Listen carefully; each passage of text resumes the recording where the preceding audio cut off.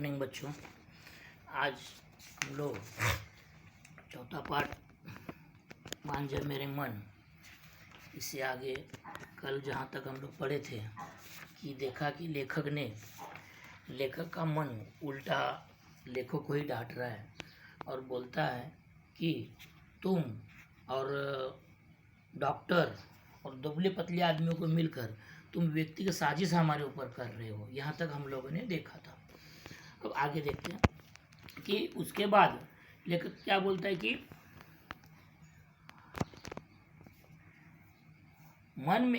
मेरा मन मुंह मोड़कर सिसकने लगा, मुझे लेने के देने पड़ गए। मैं भी निराश होकर आर्त स्वर में भजन गाने लगा, जा दिन मन पंछी उड़ी जैसे। मेरी आवाज़ से दीवार पर टंगे कैलेंडर डोलने लगे, किताबों से लदी टेबल कांपने लगे, चाय के प्याले में पड़ा चम्मच घुंघरू जैसा बोलने लगा, पर मेरा मन न माना, भिनका तक नहीं। भजन विफल होता देखकर दादरे का सुर लगाया, मानवा मानत नाही हमारे रे, दादरा सुन रे मन में आंसू पोंछ लिए मगर बोला नहीं। मैं सीधा नए काट के जैस कंठ संगीत पर उतर आया।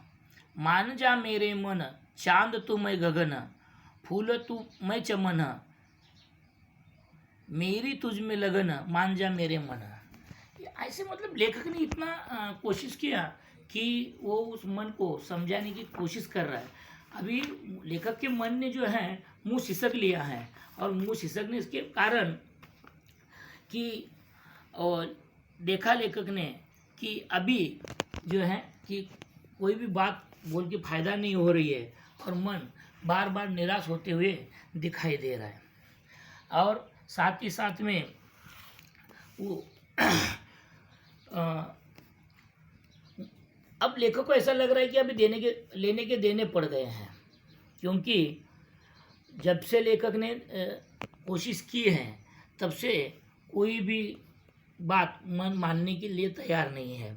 आखिर निराश होकर लेखक भजन गाने लगता है, जा दिन मन पंछी उड़ी जैसे, मतलब जा जैसे पंछी उड़ता है वैसे तू भी मेरे मन तू उड़ जा, ऐसा लेखक उसको बार बार बोल रहा है। मगर लेखक का गाना सुनकर दीवार पर टंगी हुई कैलेंडर भी डोलने लगी है, किताबों पर लदी टेबलें भी कांपने लगी हैं, मगर चाय के प्याले का बड़ा चम्मच घुंघरू जैसा बोलने लगा है, आवाज़ करने लगा है, मगर मन के ऊपर कोई असर नहीं हो रहा है। और मानवा मानत नहीं हमारे रे, दादरा सुनकर मेरे मन में आंसू पोंछ लिए मगर बोला नहीं रे। मगर किसी भी हाल में लेखक का मन क्या है नहीं सुन पा रहा है, बोल पा रहा है। तो इसीलिए लेखक ने आखिर क्या किया कि अब क्या किया जाए। फिर उसके लिए न सीधा नए काट के कंठ में स्वर में एक भजन छोड़कर अब नए स्वर में वापस लेखक ने गाना चालू किया। मान जा मेरे मन, चांद तुम मैं गगन, फूल तू मैं चमन, मेरी तुझ में लगन, मान जा मेरे मन रे।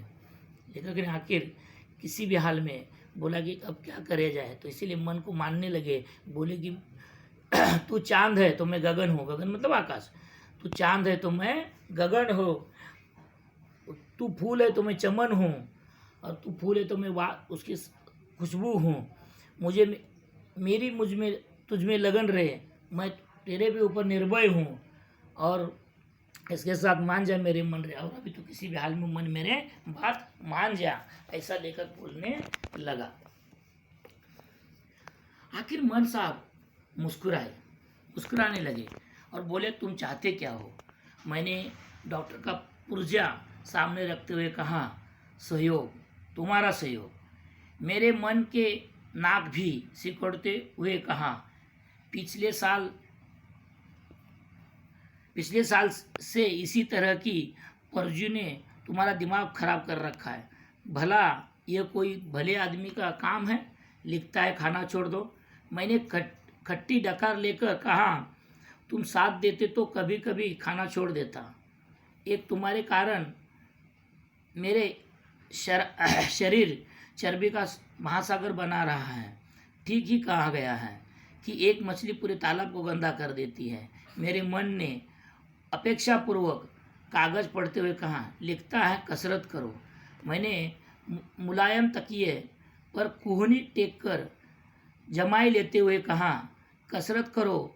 कसरत का सब सामान है तो है ही है अपने पास, सब शुरू कर देना है। वकील साहब पिछले साल सुर्खी उठने के लिए एक सुंदर मुकद्दर मांग कर ले गए थे, कल ही मंगा लूँगा। अभी देखो आखिर क्या हुआ कि लेखक का मन मुस्कुराया और कहने लगा कि चलो क्या चाहते हो बोलो। तो लेखक ने बोला कि कुछ नहीं, कि ये ऐसी लेखक ने वो डॉक्टर का जो पर्ची है वो पर्ची मन के सामने देते हुए बोला, तुम्हारा सहयोग चाहता हूँ, मदद चाहता हूँ, और इसके साथ साथ अगर तुम मदद करते हो तो कोई बात नहीं। मगर उसने क्या किया, मन ने नाक सिकोड़ा। नाक सिकोड़ना मतलब अरुचि, अप्रसन्नता प्रकट करना। नाक सिकोड़ना, अरुचि, अप्रसन्नता प्रकट करना। इसी तरह से उसने वो अप्रसन्नता प्रकट की और बाद में बोले कि ऐसे ही पर्ची दिखाकर पिछले साल से तेरा वो डॉक्टर दिमाग खराब कर रहा है और इसे कुछ भी लिखता है कि भला कोई खाना छोड़ देता है क्या, ये खट्टी डकर देता है। और फिर बोलता है कि ये जो देख रहे हो तुम्हारे कारण ही मेरे शरीर में चर्बी का महासागर भर गया है, और ठीक है खाई है कि एक मछली पूरे तालाब को खराब कर देती है। मतलब एक गंदी मछली पूरा पानी का तालाब का क्या कर देती है, खराब कर देती है। इसी तरह से लेखक ने कोशिश की है कि मन को समझाने की, मगर मन किसी भी हाल में क्या नहीं करता है, मानता नहीं है। और वो मेरे मन में अपेक्षा पर कागज पढ़ते हुए लिखा था, वो लिखा था कसरत करो। बोलते कसरत करने से कोई आदमी का भला हुआ है? तो इससे अच्छा मुलायम तकिए पर कहने टेक कर जमाए लेते हुए कहा, कसरत करो। कसरत का सब सामान तो है ही है अपने पास, सब शुरू कर देना है। वकील साहब ने पिछले साल ही वो लाकर मुकद्दर जो व्यायाम करने का सामान है मांग कर लेके गए थे, कल ही मंगवा के लेके आता हूँ।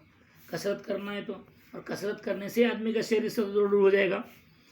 और जब तक आदमी कसरत ही नहीं करेगा तब तक आदमी का मन, व्यायाम, शरीर की चर्बी घटेगी नहीं।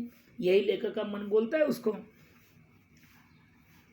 मैंने रुआ होकर कहा, तुम साथ दो तो ये भी कुछ मुश्किल नहीं है। सच पूछो तो आज तक मैंने देखा ही नहीं कि ये सूरज निकलता किधर है। मन ने बिल्कुल घबरा कर कहा, लेकिन दौड़ोगे कैसे? मैंने लापरवाही में जवाब दिया, दोनों पैरों से। ओस से भिगा हुआ मैदान, दौड़ता हुआ मैं, उगता हुआ सूरज, वो कितना सुंदर दृश्य होगा। लेखक बोलता है कि मैं ऐसा रुआई देख कर बोलता है कि तुम साथ दोगे तो कुछ भी मुश्किल नहीं है। और मन को बोलता है कि तू साथ दे तो मैं देखता हूँ। तो लेखक वो बोलता है दौड़ोगे कैसे? तो बोलता है, लेखक बोलता है पैरों से। तो पैरों से बोलने के बाद बोलता है कि लेकिन ओस पड़े रहेंगे मैदान। लेखक को ऐसा आनंद लगता है कि बोलता है कि चलो अभी मैदान में ओस पड़ा रहेगा, सवेरे जो 2 बिंदु गिरते हैं घास के ऊपर उसको ओस बोलते हैं। तो ओस पड़ा रहेगा, उगता हुआ सूरज होगा और उसमें सुबह सुबह दौड़ना चाहिए और कितना सुंदर ऐसा दृश्य होगा। लेखक बोलता है आज तक सवेरा मैंने कभी सूरज उठते हुए देखा ही नहीं है। और जो आदमी सवेरे जल्दी उठते हैं उनका जीवन सफलता की तरफ चलता है। इसीलिए व्यक्ति को सवेरे जल्दी उठ ही लेना चाहिए। मगर क्या होता है कि आदमी को जल्दी उठने की आदत नहीं रहती है, लापरवाही से सोते रहते हैं। तो फिर इसी कारण क्या होता है कि सुस्तापन बढ़ता है, मोटापा आ जाता है लोगों में। और लेकर बोलता है कि चलो आंखें खुलते ही भुक्कड़ों की तरह खाने की फिक्र लग जाना तो बहुत बुरी बात है। सुबह उठना तो बहुत आसान बात है। दोनों आंखों खोलकर 4 पैसे उतरे, 2,500-3 हज़ार दंड बैठकें निकालना, मैदान में 15-20 चक्कर दौड़े, फिर लौटकर मुकद्दर हिलाना शुरू कर दिया। मेरा मन ये सब सुनकर हंसने लगा। मैंने रोक कर कहा, देखो यार, हंसने में से काम नहीं होगा, चलेगा। सुबह खूब सवेरे जगना पड़ेगा। मन ने कहा, अच्छा अब सो जाओ। आंखें लगती ही मैं सपना देखने लगा कि मैदान में तेजी से दौड़ रहा हूँ, कुत्ते भौंक रहे हैं। और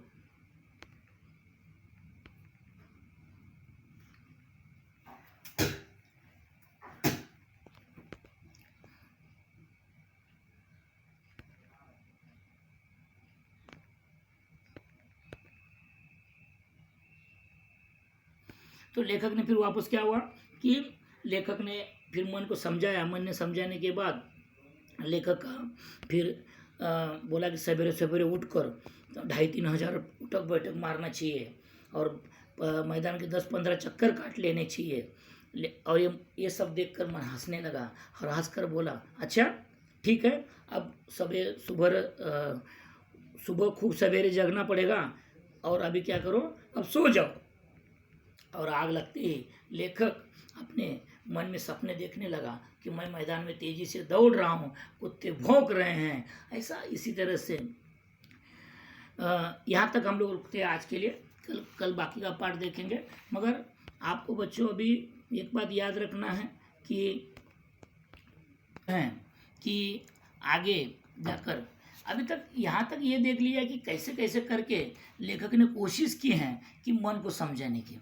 अब बाकी यहाँ तक ये हो गया है कि लेखक का मन बोल रहा है कि एक काम करो, अभी सो जाओ, सवेरे जल्दी उठना है। और लेखक मैदान के चक्कर दौड़ा रहा है और कुत्ते भौंक रहे हैं। यहाँ तक हम लोगों ने देखा है। ओके, ठीक है। अभी आपको मैं एक ये बता देता हूँ कि इसके नीचे जो पैराग्राफ है, कल मैंने आपको ये बोला था मन लगाम घोड़ा है, इसके ऊपर विचार लिखो। आप लोगों ने लिखा नहीं तो मैं आपको यहीं पे दिखा देता हूँ कि किस तरह से लिखना है आपको ये। ओके, इसका बाद में फ़ोटो भेज देता हूँ, ये देख कर लिख लेना। इसके साथ साथ हम लोगों को बच्चों कि ये जो ये हैं परिच्छेद में प्रयुक्त अंग्रेजी शब्द लिखना है। यहाँ पर आपको दिखाई देंगे, जैसे टिकट है, डॉक्टर है, मशीन है, स्टेशन है। परिच्छेद में प्रयुक्त विशेषण लिखना है।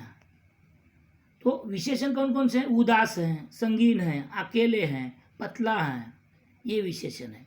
अभी इसके साथ साथ नीचे एक और दिया है, निम्नलिखित शब्दों के वचन बदल कर लिखिए। तकलीफ, तकलीफें, महिला, महिलाएं, घोड़ा, घोड़े, चारपाई, चारपाइयाँ। इसी तरह से ये आपको क्या करना है, ये इतना सब आज लिखकर कापी में लिखकर मुझे भेजना है। पहली बात तो एक बात याद रखना चाहिए आपको कि कल मैंने आपको बोला था कि शब्द और मुहावरे और शब्दार्थ इस पार्ट में जो भी हैं आप लिख लेना। जो भी आपको नहीं आ रहे हैं तो मुझे आप पूछ लेना।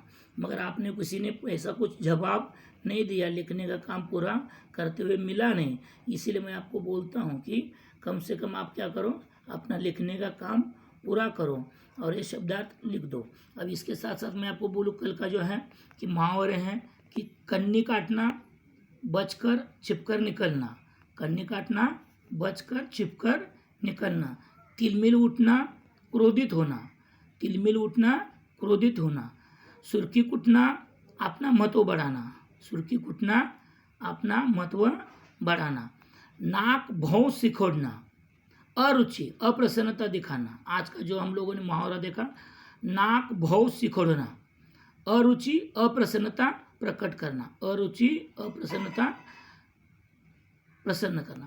टिस न होना, दर्द का अनुभव होना, टिस न होना, दर्द का अनुभव होना, टिस न होना, दर्द का अनुभव होना। आस्तीन का सांप, अपनों में ही छिपा शत्रु। जो कल का मुहावरा है, आस्तीन का सांप मतलब अपने में ही छिपा शत्रु। अभी इसके साथ एक कहावत आई थी कि एक मछली पूरे तालाब को गंदा कर देती है। आज की जो हम लोगों ने ये देखा था कि कहावत देखा था कि एक मछली पूरे तालाब को गंदा कर देती है। तो ये है कि एक दुर्गुणी व्यक्ति पूरे वातावरण को दूषित कर देती है। उसका अर्थ क्या है? एक दुर्गुण व्यक्ति पूरे वातावरण को दूषित कर देता है। और इस वाक्य में अगर हम लोग देखा जाए तो उसको क्या करेंगे कि हामिद की हरकतों से तंग आकर प्रिंसिपल ने यह कहकर उसे स्कूल से निकाल दिया कि बाकी बच्चों का भविष्य खराब नहीं करना। ठीक ही कहा गया है, एक मछली पूरी तालाब को गंदी कर देती है। ये मतलब एक के कारण बाकी सबको परेशानी होती है, इसीलिए क्या बोलते हैं कि एक मछली पूरी तालाब को गंदा कर देती है। ओके, इसी के साथ साथ अभी ये हम लोग जो हैं, और उसके साथ मैं आपको शब्दार्थ लिखने के लिए बोला था, पेज नंबर 9 के आप लोगों ने लिखे नहीं और मुझे बताए नहीं, इसलिए मैं वापस आपको देता हूँ। आनवन विरोध, चहल कदमी, घूमना फिरना, टहलना जिसे बोलते हैं हम लोग। दृष्टांत उदाहरण, दृष्टांत उदाहरण, लिहाज आदर, लिहाज आदर, फीता लंबाई नापने का साधन, फीता लंबाई नापने का साधन, फीता मतलब लंबाई नापने का साधन। ओके, इसी तरह से आपको क्या करना है कि ये शब्दार्थ लिखना है। और मैंने जो कल आपको बोला था आपको कि मन बेलगाम घोड़ा है, इस विषय पे जानकारी लिखना है। साथ ही साथ में ये जो शब्द जो आए हैं प्रयुक्त अंग्रेजी शब्द, विशेषण, वचन, ये मैं अभी आपको उस उत्तर के साथ में भेज देता हूँ, आप लोग उसको लिख लेना। ओके, ठीक है।